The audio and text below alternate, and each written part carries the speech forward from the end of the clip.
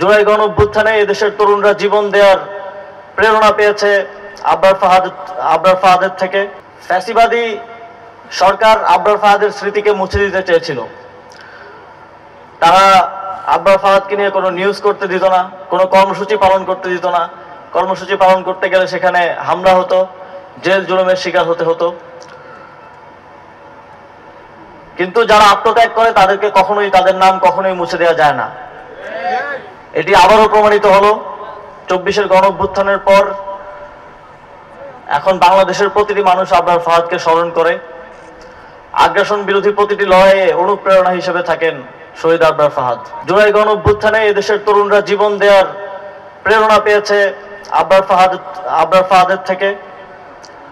জুলাই গণঅভ্যুত্থানে আগ্রাসন থেকে মুক্তির জন্য এদেশের তরুণেরা ঝাঁকে ঝাঁকে ঝাঁপিয়ে পড়েছে রাজপথে, এবং অবশেষে আমরা আগ্রাসী পরাশক্তির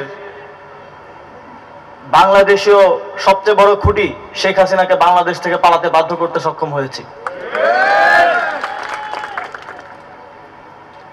আমি জুলাই গণঅভ্যুত্থানের সহস্র শহীদ এবং আহতদের শ্রদ্ধা ভরে স্মরণ করছি,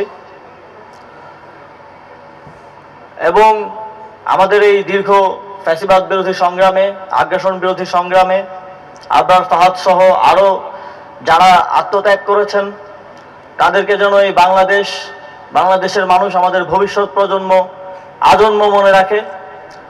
সেই জন্য এই কুষ্টিয়ার জেলা স্টেডিয়ামটির নাম আবরার ফাহাদের নামে নামকরণ করা হয়েছে। এছাড়াও সারা দেশে আরো যত স্থাপনা আছে সরকারি, আমরা সেখানে আমাদের আত্মত্যাগকারী সেই বীরদের, সেই শহীদদের স্মরণ করার জন্য সেগুলোর নামকরণ তাদের নামে নামকরণ করব।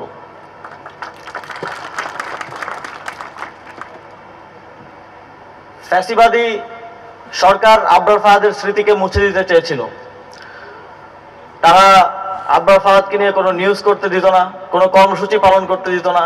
কর্মসূচি পালন করতে গেলে সেখানে হামলা হতো, জেল জুলুমের শিকার হতে হতো। কিন্তু যারা আত্মত্যাগ করে তাদেরকে তাদের নাম কখনোই মুছে দেওয়া যায় না। এটি আবারও প্রমাণিত হলো 24-এর গণঅভ্যুত্থানের পর। এখন বাংলাদেশের প্রতিটি মানুষ আবরার ফাহাদকে স্মরণ করে। আগ্রাসন বিরোধী প্রতিটি লড়াইয়ে অনুপ্রেরণা হিসেবে থাকেন শহীদ আবরার ফাহাদ। সংগ্রামী বন্ধুগণ, কুষ্টিয়া সংস্কৃতি চর্চার লালনভূমি হিসেবে সারা দেশে পরিচিত।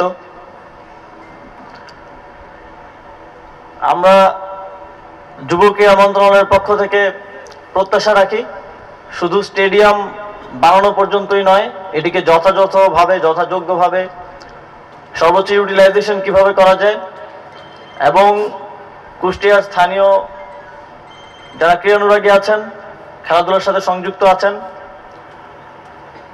কুষ্টিয়া জেলা ক্রীড়া সংস্থা সহ কুষ্টিয়ার প্রশাসন খেলাধুলাকে প্রমোট করবেন, এবং এই স্টেডিয়াম যেন সবসময় খেলাধুলায় মেতে থাকে, এবং এখান থেকে যেন আমরা জাতীয় পর্যায়ে ভালো ভালো খেলোয়াড় পাই, এটি প্রত্যাশা থাকবে। এছাড়াও আমাদের তারুণ্যের যে চ্যালেঞ্জ আছে, বেকারত্ব, মাদক, সেই চ্যালেঞ্জগুলো নিরসনে আমরা কাজ করে যাচ্ছি।